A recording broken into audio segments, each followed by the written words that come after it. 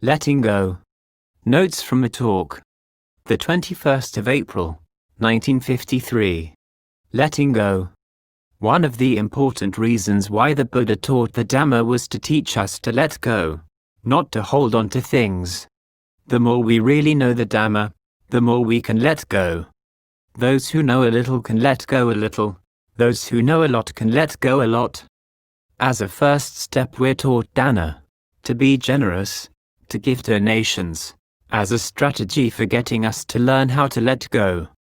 The next step is chagga, renouncing rights of possession, which is letting go at a higher level than dana. And finally, on a more refined level, we're taught to relinquish all of our upadhi, or the acquisition defilements in the mind. This is the level on which we examine and explore until we can gain total release. Dana means giving away material things. If we don't give them away, they're hard to let go. For the most part, if we don't give things away, we hold rights over them and regard them as belonging to us. But if we give them away, we no longer have any rights over them. Things we hold on to are dangerous. 1. They can cause us harm. 2. They cause harm to people who steal them from us. And 3. Once those people have stolen them, then they claim rights over them.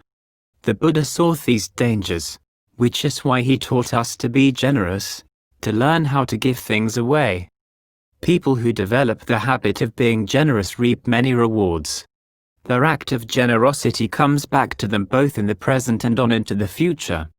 They have lots of friends. Other people trust them. Their hearts are light. They aren't weighed down with worries about looking after the things they've given away. And these same results will keep coming in the future. Just as when we have a bucket of rice grains, if we plant them in a field, we'll reap 10 buckets of rice in return.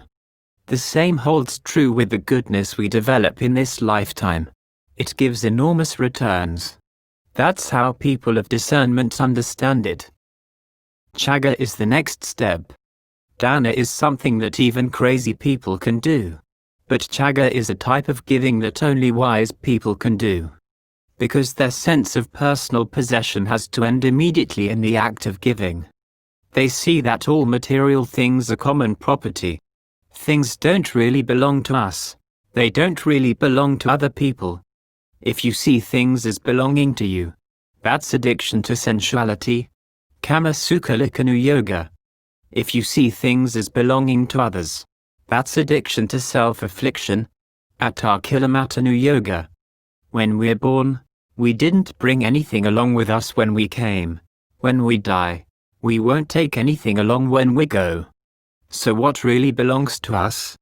Our sense of possession has to fall away from the heart if our giving is to count as chagga. The third level of letting go is relinquishing what's in the heart. Whether or not we give things away, we let go of them in the heart every day. We let go of the things we have. We let go of the things we don't have. Just as a person has to wash his mouth and hands every day after he eats if he wants to stay clean at all times. What this means is that we're not willing to let anything act as an enemy to the heart by making us stingy or grasping. If we don't do this, we're the type of person who doesn't wash up after a meal. We're not clean. We stay asleep without ever waking up. But when we let go in this way, it's called viragadhamma, or dispassion.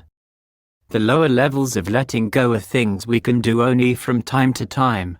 Dispassion is something we can develop always. Ordinarily, our defilements tie us down hand and foot, and then nail us to the floor. It's hard to get free, which is why we need a high level of skill, called bhavanamaya, the discernment that comes from developing the mind in meditation, to gain release. Dispassion is a mental quality that's really delicious and nourishing. Whoever hasn't reached this level of the Dhamma has eaten only the rind of the fruit, without knowing the taste and nourishment of the flesh. The good part of the flesh lies deep. The upadhi kilesas, or acquisition defilements in the mind, are ignorance, craving, and clinging. If we reach the level where we see the Dhamma for ourselves within us, then we take responsibility for ourselves. We can take care of these things on our own, just as when we come of age in terms of the law. If we can get our minds into the first jhana, we can let go of the 5 hindrances. Most of us are like inexperienced children. When we eat fish or chicken, we eat the bones along with the flesh because we haven't developed any intuitive insight. When this insight arises, it's more dazzling than the light of a fire, sharper than a spear. It can consume anything: meat, bones, rice, husks, anything, because it's smart enough to pound everything into a powder. It can consume sights, sounds, smells, flavors, tactile sensations, and ideas. Good or bad, it isn't picky. It can eat them all. If people praise us, we can use it to nourish the heart. If they criticize us, we can use it to nourish the heart. Even if the body is in terrible pain, the heart can be at ease, for it has all the utensils it needs to fix its food properly: grinders, mixers, steamers, pots, and pans. The fog of ignorance will scatter everything that ties us down, the nails of the 5 aggregates of clinging, the 3 ropes: love for spouse, love for children, love for material possessions, and the 8 chains of the affairs of the world: loka dhamma, gain, loss, status, loss of status, praise, criticism, pleasure, and pain, will all fall away. Stupid people think that staying in jail is comfortable, which is why they keep on doing more and more evil. They see the world as pleasant, and so they're like prisoners who don't want to get out of jail.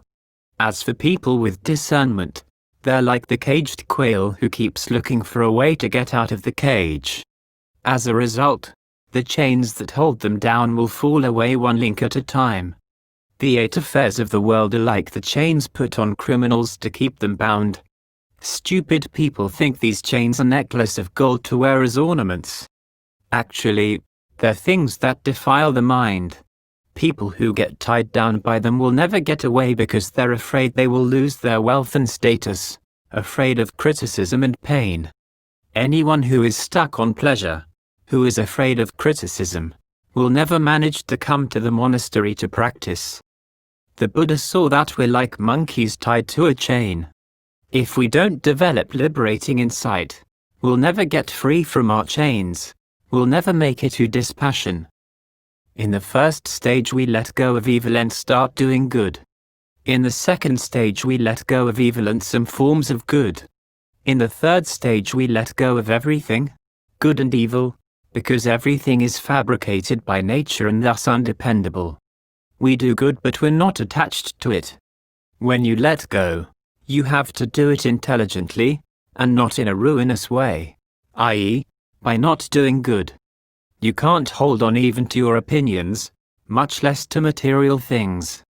When you do good, you do it for the sake of the living beings of the world, for your children and grandchildren. You do everything in the best way possible, but you're not attached to it, because you know that all things fabricated are inconstant. This way your heart can be clear and bright like a jewel. If you get caught up on criticism or praise, you're foolish. It's like drinking other people's saliva. When you act rightly, there are people who will say that you're right and those who will say that you're wrong. When you act wrong, there are people who will say you're wrong and those who will say you're right. There's nothing constant about good or bad, for they are all nothing but fabrications.